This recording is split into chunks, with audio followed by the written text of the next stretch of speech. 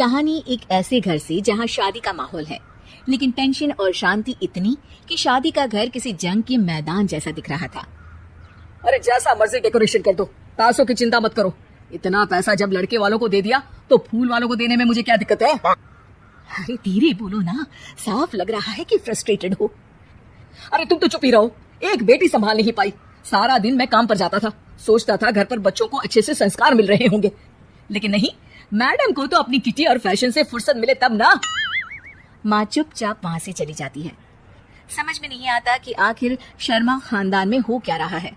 कल तक चिड़िया सी फुदकने वाली शीना की शादी यूं अचानक एक मोटे काले लड़के से क्यों हो रही है? शीना कमरे में हाथ में गुड़िया लिए बोलती है, मेरे साथ जो हो रहा है ठीक हो रहा है।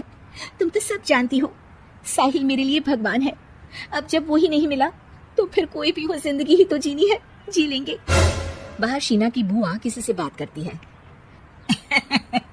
अरे मोटा नहीं, उसे तो खाते पीते घर का कहते हैं। अब ओबेरॉय का नाम भी किसी को बताने वाली बात है। उनका इकलौता लड़का तो करोड़ों की स्वामी तो है ही। अरे हमारी शीना बिटिया तो रानी बनेगी, रानी। इन सब के बीच कहीं कोने पर शीना हाथ में मेहंदी सजाए बैठी थी और आंखों में आंसू सजाए। और वो समय भी आ जाता है जब शीना मंडप के नीचे हाथ में वरमाला लिए खड़ी होती है, लेकिन तभी अफरा तफरी मच जाती है। कोई कहता है, अरे लड़के की माँ को हार्ट अटैक आ गया। अरे अच्छी खासी थी, कैसे हो गया?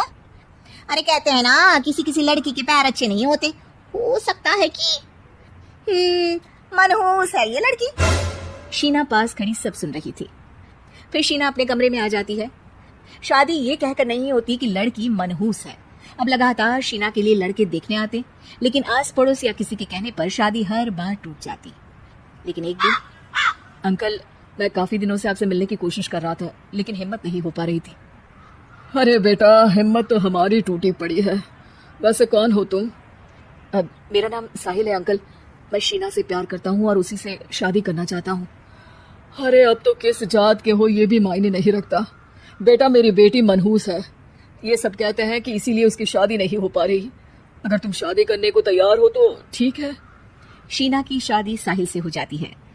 अगले दिन साहिल की माँ का देहांत हो जाता है और एक बार फिर लोग शीना को अपशकुनी कहने लगते हैं। अरे खा गई दीदी को ये। अरे क्या जरूरत थी साहिल किसी मनहूस को घर लाने की? पर बुआ, माँ की तो तबीयत पिछले कई साल से खराब थी। डॉक्टर्स ने जवाब दे दिया था। क्या पता ये भी उनका सौभाग्य हो कि वो बहू का मुंह देख पाई। अरे बहू का मुंह देख पाई, या ये कह लो कि बहू का मुंह देखते ही स्वर्ग लोक सिधार गई। खैर, हमें क्या, घर तुम्हारा है, हम तो चले। अब शीना को खुद पर ही शक होने लगता है कि कहीं सच में वो अपशकुनी तो नहीं। साहिल, हम दोनों की शादी नहीं हुई होती तो अच्छा था। देखो ना, कैसे पहले मेरी शादी टूटती थी और अब तुम्हारी माँ भी। अरे ऐसा कुछ नहीं होता शीना, अपशकुनी वगैरह कुछ नहीं होता। ये सब तो ईश्वर के खेल है।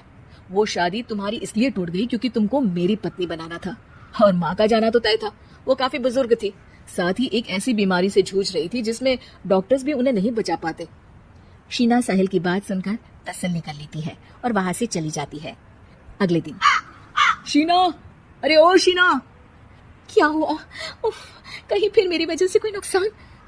अरे नहीं नहीं शीना, तुम जानती हो जिस प्रॉपर्टी के केस को हम बरसों से लड़ रहे थे उस पर फैसला आ गया, वो भी हमारे हक में।